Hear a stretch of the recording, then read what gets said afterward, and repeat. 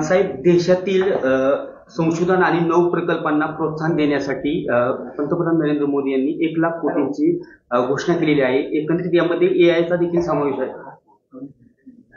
असं आजच्या वृत्तपत्रामध्ये त्याची माहिती आलेली.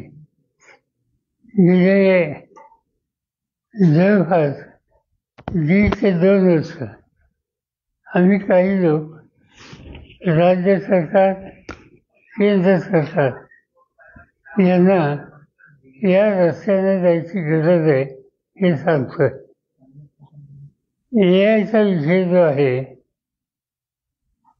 हे तंत्रज्ञान जगाने स्वीकारले. ते शेतीसाठी, ते आरोग्यासाठी आहे, उद्योगासाठी आहे, नगरविकासचे जे प्रश्न असतात, म्युन्सिपाल्टी, कॉर्पोरेशन, त्याच्यासाठी आहे. आणि ही उपयुक्तता लक्षात घेऊन केंद्र आणि राज्य सरकारने निकाल घेतले पाहिजेत हा आमचा आग्रह आहे.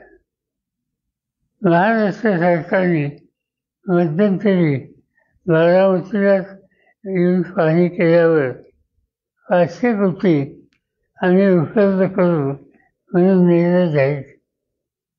पण अजून माझ्यासोबत एक सुद्धा केस आली नाही की राज्य सरकारने या 500 कोटीतून कुणाला अर्थसहाय्य केलं. माझी काही तक्रार नाही. आम्ही पुन्हा सरकारला सांगू. कदाचित त्यांची प्रोसेस चालू असते. पण जर वेळीच निकाल घेतले नाही तर या नवीन तंत्रज्ञानात योग करणारी तरुण मुलं जी आहेत ती नावळत होतात आणि ती नावळत होऊन जातात कामा नाही. आज जे एआयच्या संबंधी केंद्र आणि राज्य सरकारने धोरणात्मक निर्णय जाहिरातीच्याद्वारे प्रसिद्ध केला आहे त्याचं मी स्वागत करतो. शेतकऱ्यांना पीक विमा योजनेतून ₹1, ₹2, ₹5, ₹21 अशी रक्कम जमा झालेली आहे. एकंदरीत शेतकऱ्यांनी ज्यावेळेस कृषी मंत्री शिवराज चव्हाण यांच्याकडे केले असता त्यांनी नाराजी दर्शवलेली आहे. चौकशीचा आदेश देखील दिलेला आहे.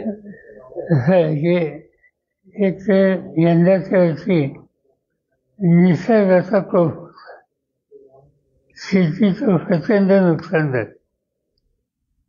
अशा वेळेला त्या नुकसान ज्यांचं झालं त्यांना मदत करणं, पुन्हा उभं करणं हे काम निश्चित आहे. राज्य सरकारने काही यासंबंधीची पॅकेज जाहीर केली आणि पॅकेज हा एक भाग आहे.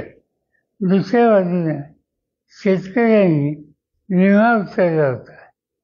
नुकसान झाल्याच्या नंतर विम्याची रक्कम त्यांना तातडीनं मिळायला हवी. काही तक्रारी माझ्याकडे अशा आल्या की ₹5, ₹3, ₹2 अशी मदत विम्याने दिली.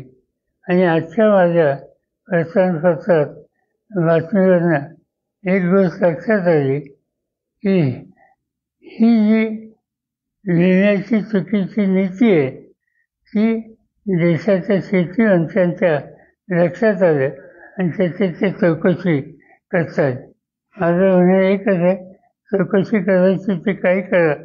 आता शेतकरी संकटात लवकरात लवकर त्याला मदत आणि त्याला उभं करा. साहेब, आज निवडणूक आयोगाची 4 वाजता पत्रकार परिषद होत आहे. मला माहिती आहे कशावर. आज एक शक्यता आहे की स्थानिक स्वराज्य संस्थेच्या निवडणुकीसंदर्भात आचारसंहिता लागण्याची शक्यता आहे. दुसऱ्या बाजूने राज ठाकरे यांनी दुबार मतदानाचा प्रश्न घेतलेला आहे हिंदू मराठा मतासंदर्भात.